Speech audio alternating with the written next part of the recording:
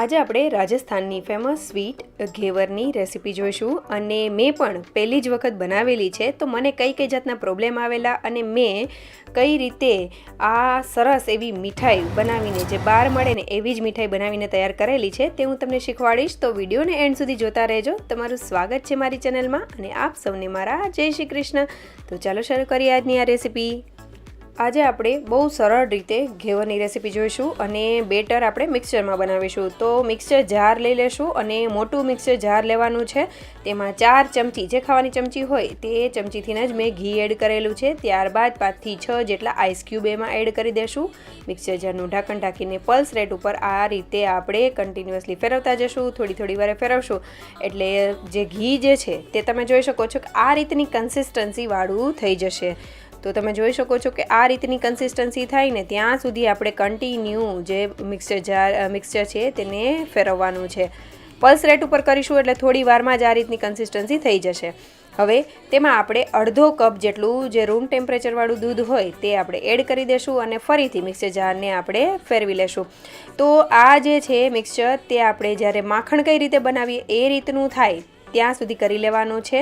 હવે બધી વસ્તુ થઈ જાય એટલે આપણે આ 1 કપ જેટલો મેં મેંદો લીધેલો છે અને તેમાંથી થોડો એવો મેંદો આપણે મિક્સર જારમાં એડ કરી દઈશું અને ઠંડુ એવું પાણી જે ફ્રીજનું પાણી હોય એ લેવાનું છે। તો મેં થોડું એવું એડ કરેલું છે, 1 બોટલ જેટલું લીધેલું છે અને એ બોટલમાંથી હું એડ કરી રહી છું। તો આ જે બોટલ છે તેમાંથી પાણી એડ કરીને આપણે સરસ એવું ફેરવી લેશું એટલે બધી વસ્તુ મિક્સ થતી જશે અને આ રીતનું થતું જશે। ત્યારબાદ ફરીથી આપણે જે બચ્યો હતો મેંદો એ એડ કરી દઈશું અને 1 ચમચી જેટલો ચણાનો લોટ એડ કરીશું। થોડું એવું ઠંડુ પાણી એડ કરીશું અને મિક્સર જારને ફરીથી આપણે ફેરવી લેશું।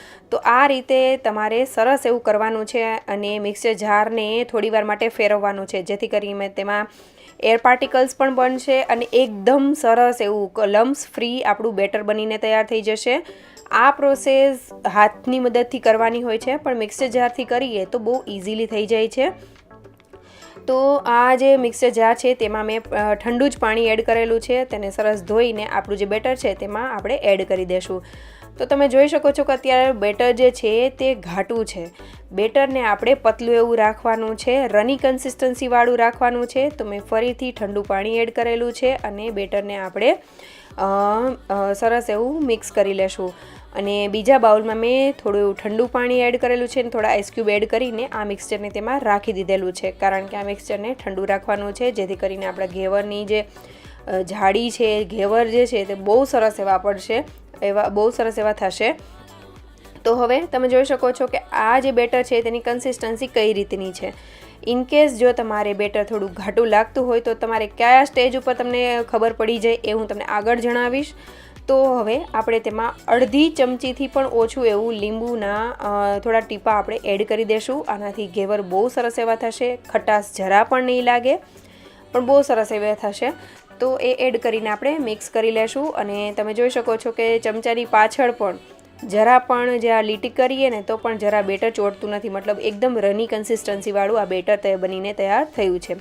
બેટરને સાઈડમાં રાખીશું અને મેં આ રીતે એક તપેલી કે પવાલી હોય કે તપેલી હોય કે તમે એક પેનમાં કોઈ પણ કાંઠો હોય તો એવી વસ્તુ તમે લઈ શકો છો ઘેવર બનાવવા માટે કે જેનો કાંઠો જે છે ઉપરનું જે એજીસ છે તે બહારની તરફ નીકળે એવું હોય એવું રીતનું લેવાનું છે કારણ કે ઘેવર જ્યારે બહાર કાઢીએ તો વચ્ચે જ્યારે કોઈ વસ્તુ અટકાવી ન જોઈએ। હવે સૌથી પહેલાં હું ઘેવર માટે એકદમ તેલ ગરમ આપણે કરવાનું છે। અહીંયા તમે ઘીનો પણ ઉપયોગ કરી શકો છો। તો થોડું ચમચી જેટલું જ આપણે બેટર એડ કરતા જશું। બબલ શાંત થઈ જાય એટલે બીજી વખત થોડું ચમચી જેટલું બેટર એડ કરીશું। અત્યારે હું જે આપણે નાની એવી કળછી હોય તેનો ઉપયોગ કરી રહી છું। હું તમને આગળ બતાવીશ કે મેં શેનો ઉપયોગ કરેલો હતો। તો હવે આપણે બબલ જ્યારે સેટ થઈ જાય, થોડા એવા ઓછા થઈ જાય એટલે ફરીથી થોડું બેટર એડ કરીશું અને ફરીથી બેટર એડ કરીશું, વળી થોડા બબલ ઓછા થઈ જાય એટલે વળી થોડું બેટર એડ કરીશું। આ રીતે આપણે 15 થી 20 વખત જેટલું કરવાનું છે। તો મેં કરી લીધેલું છે અને આ જ્યારે એકદમ સરસ એવું આપણને લાગે કે થોડું એવું થિકનેસવાળું થઈ ગયું છે એટલે ચપ્પુની મદદથી સાઈડની એજીસ આપણે છૂટી પાડી લેશું અને વેલણની મદદથી કે કોઈ લાકડાનું હોય કે કોઈ પણ એવું તમને જે ચીપીઓ હોય તેનાથી જો કાઢવા ફાવે એ રીતે આપણે બહાર કાઢી લેશું। તો તમે જોઈ શકો છો કે એક ઘેવર આપણું બનીને તૈયાર થઈ ગયું છે. હવે જ્યારે બીજું ઘેવર કરીએ ત્યારે આપણે ગેસની ફ્લેમ હાઈ રાખવાની છે, અને જ્યારે હાઈ ફ્લેમ હોય અને તમે થોડું પણ વધારે બેટર એડ કરશો ને એટલે આ રીતે તેલ ઉભરાઈ જશે, કારણ કે આપણે જે તેલ છે તપેલીમાં એ અડધી તપેલી ભરાય એટલું રાખેલું છે. એટલે એ પ્રમાણે જ આપણે બેટરને એડ કરવાનું છે. જો વધારે એડ કરશો તો તરત જ તેલ બહાર આવીને ઉભરાઈ જશે, તો એવું નથી થવા દેવાનું. એટલે મેં ફરીથી ગેસને બધું ક્લીન કરીને, તેલ ક્લીન કરીને ફરીથી આપણે ઘેવર કરી લેશું. તો તેલ ફરીથી એકદમ સરસ એવું ગરમ કરવાનું છે. થોડું જ બેટર એડ કરતા જશું એટલે ઓટોમેટિક સાઈડમાં સરસ એવી જાળી પડતી જશે. એક વખત બેટર એડ કર્યા પછી થોડીવાર તેના બબલને શાંત થવા દેવા, પછી જ બીજી વખત બેટર એડ કરવું, જેથી કરીને સરસ એવી જાળી પડે. આ વાતનું ખાસ ધ્યાન રાખવું.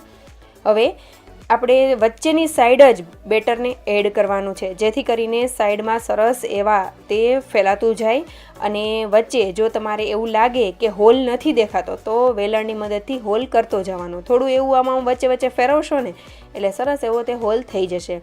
તો તમે જોઈ શકો છો કે આ રીતે સરસ એવું આપણું જે ઘેવર છે એ તૈયાર થઈ ગયું છે. અને અત્યારે મને એવું લાગે છે કે મેં 20 વખત જેવું બેટર એડ કર્યા પછી હું તેને કાઢી રહી છું. તો આ રીતે ચપ્પુની મદદથી આપણે સાઈડમાંથી તેને છોડાવી લેશું અને ઘેવરને નીચેની સાઈડ થોડું એવું પ્રેસ કરી દેશું, કારણ કે ઉપરની જે સાઈડ છે તે સરસ એવી ઘેવરની હજી ચડેલી નથી, મતલબ વ્હાઇટ કલર જેવી દેખાય છે. અને તમે જોઈ શકો છો કે જે રીતે મેં વેલણ ફેરવેલું ને એવી રીતે વચ્ચે આપણે હોલ કરી દેવાનો છે, જેથી કરીને આપણે કાઢતા પણ ફાવે અને બેટર રેડતા પણ ફાવે. હવે આ જે ઉપરની સાઈડ છે તે સરસ એવી ગોલ્ડન બ્રાઉન કલરની થઈ જાય એટલે આપણે ઘેવરને કાઢી લેશું. પણ આ અત્યારે બહુ જ ડેલિકેટ હોય છે, બહુ જ આમાં નીકળવામાં ઘણી વખત એવું પણ થઈ શકે કે તમારું ઘેવર ભાંગી પણ જાય, એટલે બહુ ધ્યાન રાખીને કાઢવું. થોડા તમે 2 કે 3 ઘેવર જ તમારા બગડશે, પછી ક્યારેય પણ વાંધો નહીં આવે. તમારે જેટલી થિકનેસવાળા ઘેવર બનાવવા હશે ને એટલા બધા બની જશે. તો તમે જોઈ શકો છો પહેલું ઘેવર થોડું ઓછું સારું બન્યું છે, બીજું ભાંગી ગયું હતું, અને ત્રીજાની કે તમે જોઈ શકો છો કે કેટલી સરસ જાડી પણ પડી છે, બહુ સરસ એવું રિઝલ્ટ પણ આવ્યું છે. તો હવે આપણે આ રીતે ઘેવરને તૈયાર કરી લેશું. અત્યારે મેં ચમચાની મદદથી જ કરેલા છે અને તમે જોઈ શકો છો કે માત્ર 1 ચમચી જેટલું જ હું બેટર એમાં એડ કરી રહી છું. બહુ વધારે એડ નથી કરવાનું, નહીંતર કેવું થાય કે બહુ વધારે જો બેટર એડ કરીશું તો તેનો લમ્સ પણ થઈ જવા કરે છે, સાઈડમાં તે ચોંટી જશે ને તો તે દેખાશે પણ ખરા અને તેનું સારું પણ નહીં લાગે. એટલા માટે તો આ રીતે આપણે થોડું બેટર એડ કરતા જશું અને વેલણની મદદથી આ રીતે વચ્ચે હોલ કરતા જશું. અને ખાસ ધ્યાન રાખવું વચ્ચેની સાઈડ જ બેટરને એડ કરવું. તમે જોઈ શકો છો કે હું ચમચીની મદદથી પણ એડ કરી રહી છું. અને બેટર જે છે તે આ રીતનું રની કન્સિસ્ટન્સીવાળું છે. પહેલું ઘેવર બનાવ્યું ત્યારે થોડું ઉપર તેમાં મોટું ગઠ્ઠા જેવું થઈ ગયું હતું, એટલે મેં થોડું એવું પાણી એડ કરેલું છે અને પાણી પણ ઠંડુ જેવું એડ કરવાનું છે. અને આ રીતે આપણે મિક્સ કરીને પછી ઘેવરની તમે કરશો એટલે તમને આઈડિયા આવી જ જશે કે તેની કન્સિસ્ટન્સી આપણે કઈ રીતની રાખવાની છે. અતિશય રની પણ નથી રાખવાની અને અતિશય થીક પણ નથી રાખવાની. તમે એક ઘેવર કરશો ને ત્યાં તમને આઈડિયા ચોક્કસથી આવી જશે. તો આ રીતે આખા જ્યાં સુધી આપણને એમ થાય કે આટલી થિકનેસવાળું મારે ઘેવર બનાવવું છે ત્યાં સુધી આપણે કરી લેશું. ત્યારબાદ તેની એજીસ છોડાવીને તેને નીચેની સાઈડ પ્રેસ કરી દેશું, જેથી કરીને સરસ એવું આપણું ઘેવર બનીને તૈયાર થઈ જાય. અને સરસ એવું તમે જોઈ શકો છો આ રીતે લાઇટ ગોલ્ડન બ્રાઉન કલરનું થયું છે.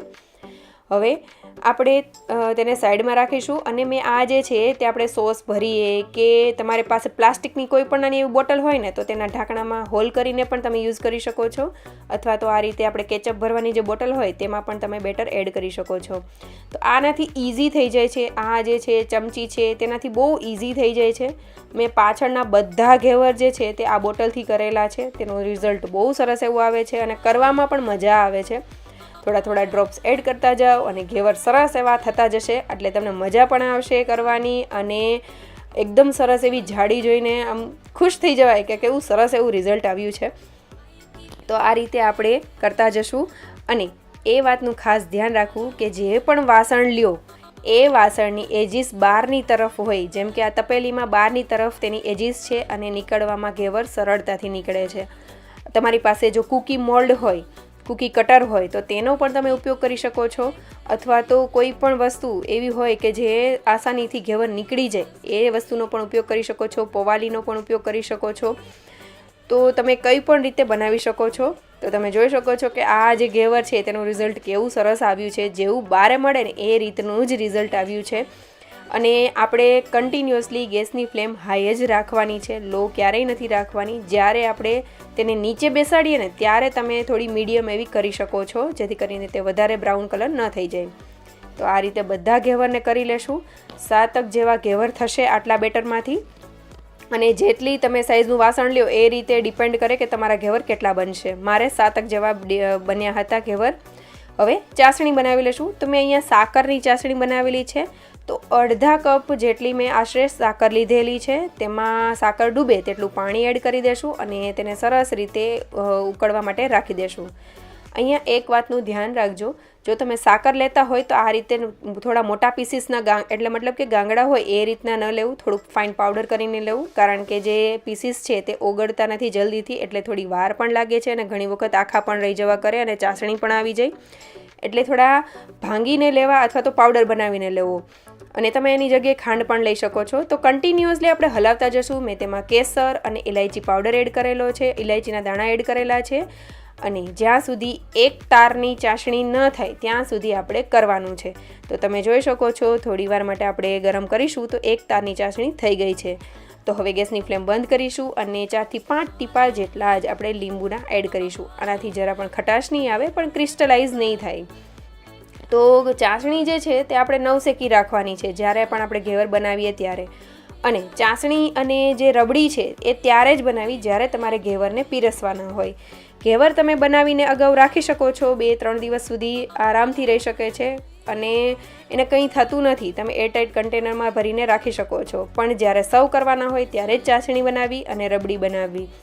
હવે આપણે રબડી બનાવી લઈશું. તો મેં આશરે 1/2 લીટર ઉપર જેવું દૂધ લીધેલું છે, તેની મલાઈ સાથે જ લીધેલું છે.